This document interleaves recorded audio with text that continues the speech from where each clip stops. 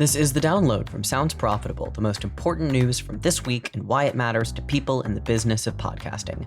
I'm Newton Shuttlecotti. And I'm Gavin Gaddis. The Download is brought to you by Podscribe. Find out more at podscribe.com. This week, meeting buyers where the audiences are, highlighting the strengths and weaknesses of going to video, looking back at the podcast election, and Netflix's ad support tier pays off in 2024. Let's get started. This Wednesday, Tom Webster discussed the promising Acast ad run on a recent episode of the Telepathy Tapes. The ad itself is specifically for the premise of running ads on Acast podcasts, aimed at buyers looking for somewhere effective to run their campaigns. Digital out-of-home advertising has done this since the beginning, regularly running ads simply for the billboards, taxicab interiors, and gas pumps the screens themselves are attached to. A quote from Webster, quote, "Something that the best digital out-of-home vehicles have in common is that they frequently also promote the channel as an effective place to advertise. After all, at least some subset of the humans getting on those elevators in NYC running ads on the Captivate network or in Ubers running en route screens are potentially buyers of advertising. And those of you who talk to agency teams and other buyers about podcasting have probably also been told, even in the middle of an objection, that those buyers listen to podcasts themselves. If that is the case, then perhaps one of the best ways we can reach those buyers is using the best arrow in our quiver, our great content." End quote. The classic "do billboards work? This one just did" style ad recognizes that everyday audiences also include those buyers who will use the advertising as intended. Podcasting would do well to embrace that idea a bit more.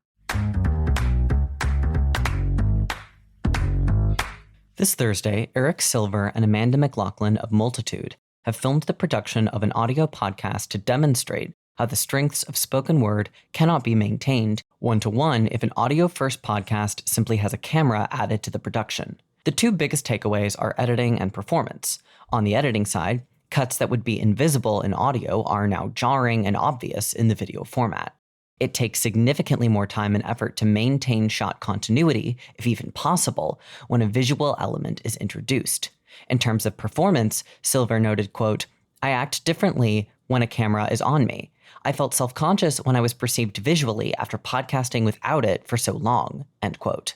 While video podcasting is proven to work, simply grafting an audio production into video undercuts the strengths of both mediums and can pull focus from the content audiences are truly here to enjoy.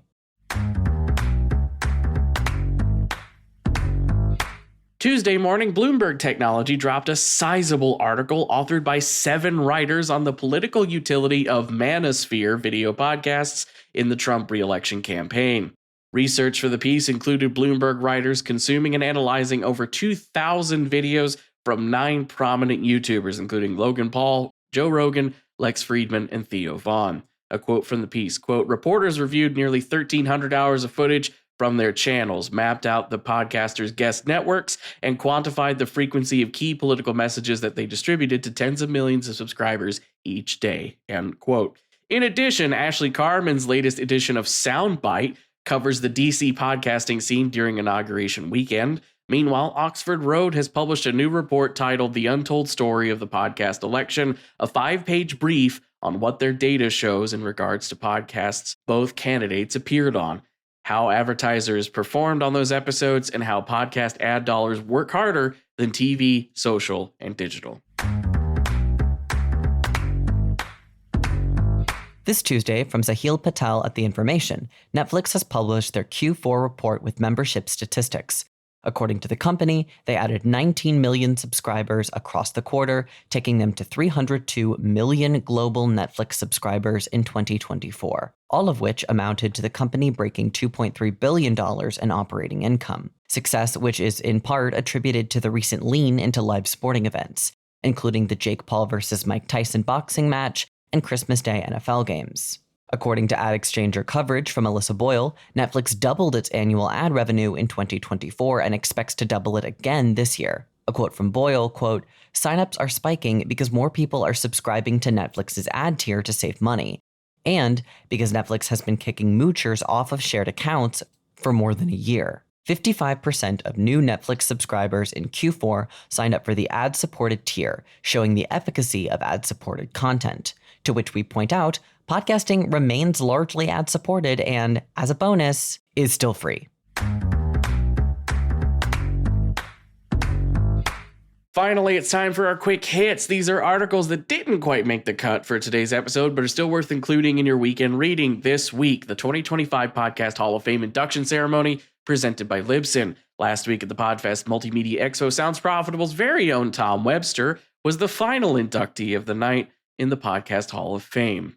2025 Outlook, a snapshot into ad growth, opportunities, and strategies for growth. The IAB has published their forecast for advertising in 2025, a highlight being that podcasting is forecast to grow 7.4% this year. Podscribe has launched its new audience overlap feature, which lets users evaluate listener duplication across channels, shows, campaigns, and publishers.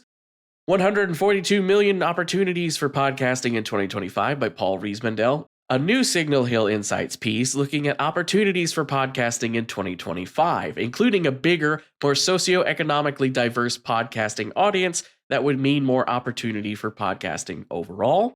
Spotify's educational courses could be coming to US by Sarah Perez. Signs point to Spotify gearing up to launch their courses offering in the United States after a pilot program in the UK. And our final quick hit, The Trade Desk buys ad tech intelligence firm Sincera by Ryan Barwick.